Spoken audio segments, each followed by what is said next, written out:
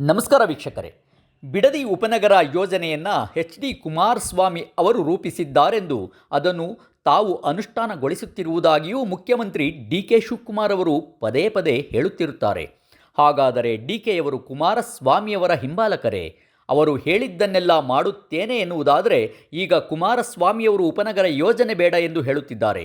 ಅಂದ ಮೇಲೆ ಈ ಮಾತನ್ನೂ ಕೇಳಬೇಕಲ್ವೇ? ಇದು ಕೇವಲ ಕುಮಾರಸ್ವಾಮಿ ಮತ್ತು ಕೆ ಶಿವಕುಮಾರ್ ಪ್ರಶ್ನೆಯಲ್ಲ, ಬಿಡದಿಯ ಪ್ರಶ್ನೆಯೊಂದಿಗೆ ಬೆಂಗಳೂರಿನ ಭವಿಷ್ಯದ ಪ್ರಶ್ನೆ, ರಾಜ್ಯದ ಭವಿಷ್ಯದ ಪ್ರಶ್ನೆ, ಪರಿಸರದ ಪ್ರಶ್ನೆ. ಬೆಂಗಳೂರು ಮತ್ತು ಸುತ್ತಮುತ್ತಲಿನ ದುಸ್ಥಿತಿಗೆ ಎಲ್ಲ ರಾಜಕೀಯ ಪಕ್ಷಗಳ ಕೊಡುಗೆ ಇದೆ. ರಾಜಕೀಯ ನಾಯಕರು ದಯಮಾಡಿ ಆತ್ಮಾವಲೋಕನ ಮಾಡಿಕೊಳ್ಳಬೇಕು. ಒಂದು ಸುಂದರವಾದ ಹೆಮ್ಮೆಯ ನಗರ ಅನ್ನಿಸಿಕೊಂಡಿದ್ದ ಬೆಂಗಳೂರು ಹೀಗೇಕೆ ಆಗಿದೆ?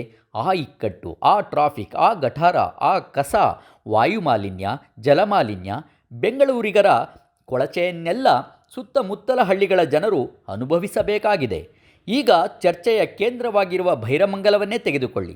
ವೃಷಭಾವತಿ ನದಿಯ ಹರಿವಿನಲ್ಲಿ ಕಟ್ಟಿದ ಜಲಾಶಯ ಎಷ್ಟು ಕಲುಷಿತಗೊಂಡಿದೆ. ಇಂದು ಬೆಂಗಳೂರು ಪ್ರಪಂಚದಲ್ಲಿಯೇ ಅತ್ಯಂತ ವೇಗವಾಗಿ ಬೆಳೆಯುವ ನಗರವಾಗಿದೆ. ಕೈಗಾರಿಕೆಗಳು, ಆಸ್ಪತ್ರೆಗಳು, ಶಾಲಾ ಕಾಲೇಜುಗಳು, ಮನರಂಜನಾ ಕೇಂದ್ರಗಳು, IT-BTಗಳು ಎಲ್ಲವನ್ನು ಇಲ್ಲಿಯೇ ತಂದು ತುರುಕಿದರ ಪರಿಣಾಮ ಇದು. ಯಾವುದೇ ಕೇಂದ್ರೀಕರಣವು ನಿಸರ್ಗ ವಿರೋಧಿಯಾದುದು. ಬಿಡದಿ ಹೋಬಳಿಯಲ್ಲಿ ಉಪನಗರ ನಿರ್ಮಿಸುವುದರಿಂದ ಬೆಂಗಳೂರಿನ ಮೇಲಿನ ಒತ್ತಡ ಕಡಿಮೆ ಆಗುತ್ತದೆಯೇ? ಈ ಗಂಭೀರ ಪ್ರಶ್ನೆಗೆ ಆಡಳಿತಗಾರರಿಂದ ಸ್ಪಷ್ಟ ಉತ್ತರ ಬರುತ್ತಿಲ್ಲ. ರೈತರನ್ನು ಹೊರದಬ್ಬಿ ಅವರಿಗೆ ಯಾವ ಉದ್ಯೋಗ ನೀಡುತ್ತೀರಿ? ಎಷ್ಟೇ ಹಣ ಕೊಟ್ಟರೂ ಜಮೀನು ಬಿಟ್ಟು ಕೊಡುವುದಿಲ್ಲ ಎಂದರೆ ರೈತರ ಮಾನಸಿಕ ಸ್ಥಿತಿಯನ್ನು ಕೆ ಶಿವಕುಮಾರ್ ಅವರು ಅರ್ಥ ಮಾಡಿಕೊಳ್ಳಬೇಕು. ಜಮೀನು ಇರುವವರು ಮಾತ್ರವಲ್ಲ, ಭೈರಮಂಗಲ ಹಾಗೂ ಕಂಚುಗಾರನಹಳ್ಳಿ ಪಂಚಾಯಿತಿ ವ್ಯಾಪ್ತಿಯಲ್ಲಿ 8,000 ಭೂರಹಿತ ಕಾರ್ಮಿಕರಿದ್ದಾರೆ. ಕೌಶಲ್ಯ ಬೇರೆ ಇಲ್ಲದ ಮಹಿಳೆಯರಿದ್ದಾರೆ. ಅವರಿಗೆಲ್ಲ ಕೃಷಿ ಮತ್ತು ಕೃಷಿಗೆ ಪೂರಕ ಕಸುಬುಗಳೇ ಜೀವನಾಧಾರವಾಗಿವೆ. ಇವರಿಗೆಲ್ಲ ಉದ್ಯೋಗ ವಸತಿ ನೀಡುತ್ತೀರಾ? ಇದು ಖಂಡಿತ ಅಭಿವೃದ್ಧಿಯಲ್ಲ, ವಿನಾಶ. ಈ ಕಟ್ಟಡಗಳು, ಈ ಮೇಲ್ಸೇತುವೆಗಳು, ಈ ಸುರಂಗ ಮಾರ್ಗಗಳು, ಈ ಕಾಂಕ್ರೀಟ್ ಕಾಡು. ಭಾರತದ ಶ್ರೀಮಂತ ರಾಜಕಾರಣಿಗಳಲ್ಲಿ ಒಬ್ಬರಾಗಿರುವ ಕೆ ಶಿವಕುಮಾರ್ ಅವರಿಗೆ ಜನಸಾಮಾನ್ಯರ ಕಷ್ಟಗಳು, ಪರಿಸರದ ಸೂಕ್ಷ್ಮ ವಿಚಾರಗಳನ್ನು ಅರ್ಥ ಮಾಡಿಸುವುದು ಕಷ್ಟ. ಅವರೂ ಕೂಡ ಬುಲ್ಡೋಜಿಂಗ್ ಸಂಸ್ಕೃತಿಯನ್ನು ಮೈಗೂಡಿಸಿಕೊಳ್ಳಲು ಹೊರಟಂತೆ ಕಾಣ್ತಾ ಇದೆ. ದೇವನಹಳ್ಳಿ ತಾಲೂಕಿನ ಚನ್ನರಾಯಪಟ್ಟಣ, ರಾಮನಗರ ಜಿಲ್ಲೆಯ ಬಿಡದಿ, ಹೀಗೆ ಬೆಂಗಳೂರು ಸುತ್ತಮುತ್ತಲ ರೈತರು ಭೂಸ್ವಾಧೀನಗಳ ಏಕೆ ವಿರೋಧ ಮಾಡುತ್ತಿದ್ದಾರೆಂದು ಅರ್ಥ ಮಾಡಿಕೊಳ್ಬೇಕು. ಹಿಂದೆ ಬೆಂಗಳೂರಿನ ಮೇಲೆ ಒತ್ತಡ ತಗ್ಗಿಸಲೆಂದೇ ಯಲಹಂಕ ಹಾಗೂ ಕೆಂಗೇರಿಯಲ್ಲಿ ಉಪನಗರಗಳನ್ನು ನಿರ್ಮಿಸಲಾಯಿತು. ಇಂತಹ ನೂರಾರು ಬಡಾವಣೆಗಳು ಸೇರಿ ಬೆಂಗಳೂರು ಜನಜೀವನದ ಒತ್ತಡ ಹೆಚ್ಚಿದೆಯೇ ಹೊರತು ಕಡಿಮೆ ಮಾಡಲಿಲ್ಲ. ಬಿಡದಿ ಅಲ್ಲದೆ ಬೆಂಗಳೂರು ಹತ್ತಿರದಲ್ಲಿ ಇನ್ನೊಂದು ಉಪನಗರ ನಿರ್ಮಿಸಲು ಹೊರಟರೆ ಬೆಂಗಳೂರು ಸಮಸ್ಯೆಗಳು ಇನ್ನಷ್ಟು ಜಟಿಲ ಆಗುತ್ತವೆ ಎಂಬುದನ್ನು ಶಿವಕುಮಾರ್ ಅರ್ಥ ಮಾಡಿಕೊಳ್ಳಬೇಕು. ಆಶ್ಚರ್ಯ ಎಂದರೆ 2028ರ ವಿಧಾನಸಭಾ ಚುನಾವಣೆ ಬಗ್ಗೆ ಮಾತನಾಡ್ತಾ ಇದ್ದಾರೆ. ರಾಜ್ಯದ ಜಿಲ್ಲಾ ಪಂಚಾಯಿತಿ, ತಾಲೂಕು ಪಂಚಾಯಿತಿಗಳ ಅವಧಿ ಮುಗಿದು 5 ವರ್ಷಗಳೇ ಕಳೆದಿವೆ. ರಾಜ್ಯದ ಗ್ರಾಮ ಪಂಚಾಯಿತಿಗಳಲ್ಲೂ ಚುನಾಯಿತ ಪ್ರತಿನಿಧಿಗಳಿಲ್ಲ.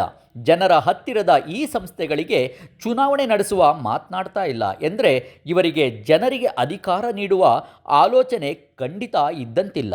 ತಾನು ಅಧಿಕಾರದಲ್ಲಿದ್ದರೆ ಈ ಇಡೀ ರಾಜ್ಯವೇ ನೆಮ್ಮದಿಯಾಗಿ ಇರುತ್ತದೆ ಎಂಬ ಭ್ರಮೆಯಲ್ಲಿ ನಮ್ಮ ಮುಖ್ಯಮಂತ್ರಿಗಳು ಇದ್ದಂತಿದೆ.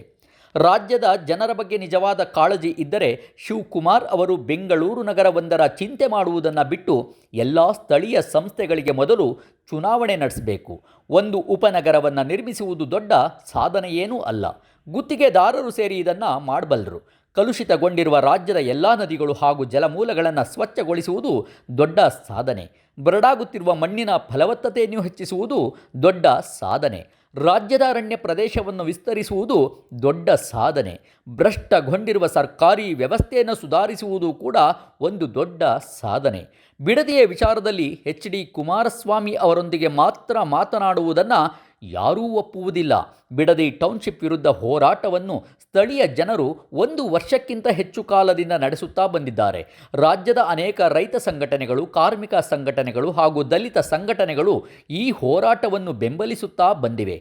ಹೋರಾಟ ನಿರತ ರೈತರೊಂದಿಗೆ ಜನಪರ ಸಂಘಟನೆಗಳು ಹಾಗೂ ಪರ್ಯಾಯ ಅಭಿವೃದ್ಧಿ ಮಾರ್ಗಗಳ ಬಗ್ಗೆ ಸ್ಪಷ್ಟ ಚಿಂತನೆಯುಳ್ಳ ಜನರೊಂದಿಗೆ ಮುಖ್ಯಮಂತ್ರಿಗಳು ದುಂಡು ಮೇಜಿನ ಸಭೆ ಏರ್ಪಡಿಸಿ ಸಂವಾದ ನಡೆಸಬೇಕು. ಈ ಸಮಸ್ಯೆಯನ್ನು ಕುಮಾರಸ್ವಾಮಿ ಮತ್ತು ತಮ್ಮ ನಡುವಿನ ಪ್ರತಿಷ್ಠೆಯ ಪ್ರಶ್ನೆಯಾಗಿ ಶಿವಕುಮಾರ್ ಪರಿಗಣಿಸಿದರೆ ತಪ್ಪು ನಿರ್ಧಾರಗಳಾಗುವ ಸಾಧ್ಯತೆ ಇದೆ. ಇಲ್ಲಿ ಯಾರು ಸೋಲುತ್ತಾರೆ ಮತ್ತು ಯಾರು ಗೆಲ್ಲುತ್ತಾರೆ ಎಂದು ಯೋಚಿಸಬಾರದು. ಬಿಡದಿಯ ಪ್ರಶ್ನೆಯ ಮೂಲಕ ರಾಜ್ಯಕ್ಕೆ ಒಂದು ವಿಕೇಂದ್ರೀಕೃತ ಹೊಸ ಅಭಿವೃದ್ಧಿ ಮಾರ್ಗ ರೂಪುಗೊಳ್ಳಲಿದೆ ಎಂಬ ಆಶಯ ರಾಜ್ಯದ ಜನರದ್ದಾಗಿದೆ. ಪರಿಸರ ಸ್ನೇಹಿ ಹಳ್ಳಿಗಳನ್ನು, ಪಟ್ಟಣಗಳನ್ನು, ನಗರಗಳನ್ನು ಕಟ್ಟುವುದು ಹೇಗೆ ಎಂಬ ಚಿಂತನೆ ಇಲ್ಲಿಂದಲೇ ಆರಂಭಗೊಳ್ಳಲಿದೆ. ಇದು ಕಾಲದ ಕರೆ. ಜಾಗತಿಕ ತಾಪಮಾನ ಹೆಚ್ಚಿ ಹವಾಮಾನ ಅಲ್ಲೋಲ ಕಲ್ಲೋಲ ಆಗುತ್ತಿರುವ ಈ ಹೊತ್ತಿನಲ್ಲಾದರೂ ನಾವು ಪರಿಸರ ಕೇಂದ್ರಿತ ಚಿಂತನೆಗಳತ್ತ ಹೊರಡುವುದು ಅನಿವಾರ್ಯವಾಗಿದೆ. ಪರಿಸರಕ್ಕೆ ಪೂರಕ ಶಿಕ್ಷಣ, ಕೃಷಿ, ಕೈಗಾರಿಕೆ ಅಭಿವೃದ್ಧಿ ಮಾರ್ಗಗಳತ್ತ ಹೆಜ್ಜೆ ಹಾಕುವುದಾದರೆ ಶಿವಕುಮಾರ್ ಅವರು ನಿಜವಾಗಿಯೂ ಜನ ಮೆಚ್ಚುವ ಮುಖ್ಯಮಂತ್ರಿ ಆಗಲಿದ್ದಾರೆ. ವಿಶ್ವಪಥ ಟಿವಿಯಿಂದ ನಿಮ್ಮ ಪ್ರೀತಿಯ ಬಾಲರಾಜ್. ವಿಶ್ವಪಥ ಟಿವಿಯನ್ನು ಸಬ್ಸ್ಕ್ರೈಬ್ ಮಾಡಿ, ಶೇರ್ ಮಾಡಿ, ಲೈಕ್ ಮಾಡಿ.